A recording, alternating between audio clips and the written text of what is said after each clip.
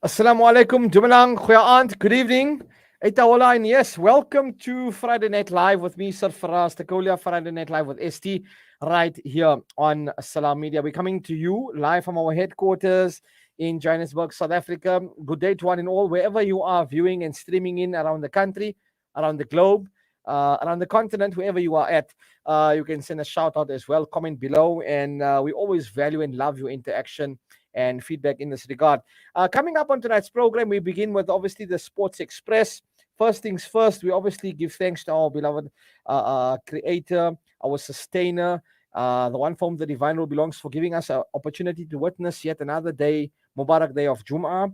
And we send salutations upon our beloved Habib Sayyidina Muhammad Rasul Pak Sallallahu Alaihi Wasallam. Before we continue, first things first, Sports Express will be coming up in a few moments. Thereafter, I'm going to be speaking to Abrar and Salalo about their thoughts on the 2-year proposed FIFA World Cup. I'd like your views and comments on that as well. Your thoughts around it. I mean, would you prefer a 2-year or 4-year World Cup for the football? That's what we're talking about, FIFA World Cup. You can send through your comments on 0617660355. We acknowledge all of our viewers, listeners around the globe as well on YouTube and on the Facebook platform, as well as those via the TuneIn app as well. Thereafter, I speak to Mohamed Pamji, football analyst, and we're going to be discussing the return debut of obviously Cristiano Ronaldo at Old Trafford as they take on obviously Newcastle in his first debut match. And Ole Gunnar Solskjaer has said that he will be available and definitely be playing and making his debut, his return debut. And also we're going to be discussing the Brazilian player ban and how it's affected various teams. After that, at around 8 p.m. tonight, we're talking cryptocurrency. On the Crypto Talk segment, we are going to be speaking to Bishop Mankhanye. Now, there's been a massive drive in an initiative, which is obviously propelled by DJ Zbu. Many people know him as Mzege Zege, the real one. And yes, so he's the locomotive behind bringing cryptocurrency to the Kasi. And we're going to be delving a bit deeper into how to understand this whole cryptocurrency thing a bit more easier. And then a bit later on, inshallah, we wrap up the program with a very big interview. We've obviously got Farouk Kadoria, the owner of Maritzburg United, and we're going to be speaking to him with regards to obviously their partnership with NGL Gift of the Givers, as they obviously the new groundbreaking sponsor in this regard, and what to expect from Maritzburg United this season. So yeah, keep it up to Salam Media. Coming up is the Sports Express.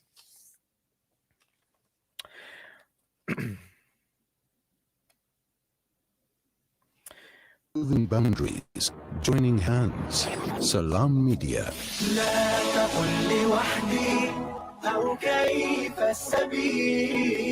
Humanity sets the agenda. Okay, 6 minutes after 7 p.m. Welcome back. Right, time for the Sports Express. Now, first things first, Ole Gunnar Solskjaer has confirmed that Cristiano Ronaldo will make his second debut for Manchester United in Saturday's Premier League game against Newcastle United. With his return to United, confirmed over the international break, the 36-year-old arrived at Carrington earlier this week before training with his new teammates for the first time. And with a week of work under his belt, Ronaldo will be ready to play some part in the game this week. This is what the Red Devils manager had to say. Yeah, he's been good. Of course, we've followed his career from afar, and since he left here, and I think everyone's very, very happy to have him back. And he can speak for himself, but it seems like he's happy to be back as well. The mood's been very good. He's worked well, and we're looking forward to Saturday, of course. Aren't we all, Ole Gunnar? So too am I. But anyway, Cristiano Ronaldo says he's not returned to Manchester United for a vacation as the Portugal captain prepares for his Old Trafford homecoming on Saturday. During his first spell with the Red Devils, the 36-year-old scored 118 goals in 292 games over 6 successful seasons in the Northwest. The re-signing of Ronaldo for 12.8 million from Juventus was one of the biggest transfer stories of the summer, as United's rivals Manchester City had looked to be one of the favourites to land the forward.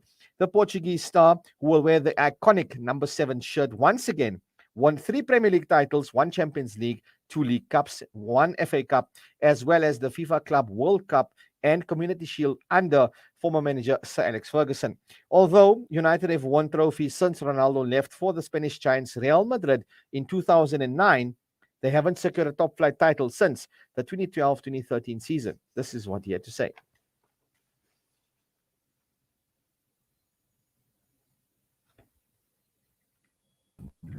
As I told you before, was good, winning important things that I wore the shirt before many years ago, but I'm here to win again. I'm capable, me and my teammates. I'm ready to go. And I think it's a good chance for me, for the supporters, for the club, to give one step ahead. So I'm ready, and I think I will be a huge thing in the last 3-4 years. This is a very big thing, and yes, Cristiano, you are 100%. You and your teammates are definitely capable. Right, moving on. Tottenham head coach Nuno Espirito says the club is concerned about further chaos in the international break, and has called on FIFA to provide answers to the big problem of players being called up for matches in red-list countries. Spurs South Americans Giovanni Lo Celso, Christian Romero, and Davinson Sanchez are training in Croatia to avoid a quarantine on returning to the UK. And they will miss Saturday's derby at Crystal Palace and the Europa Conference League a visit to Rennes on Thursday.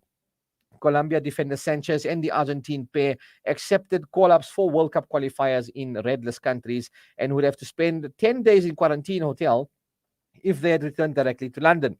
Unless their countries are removed from the red list on an exemption can be arranged, they could face the same situation for the next month international, leaving Nuno concerned. This is what he had to say.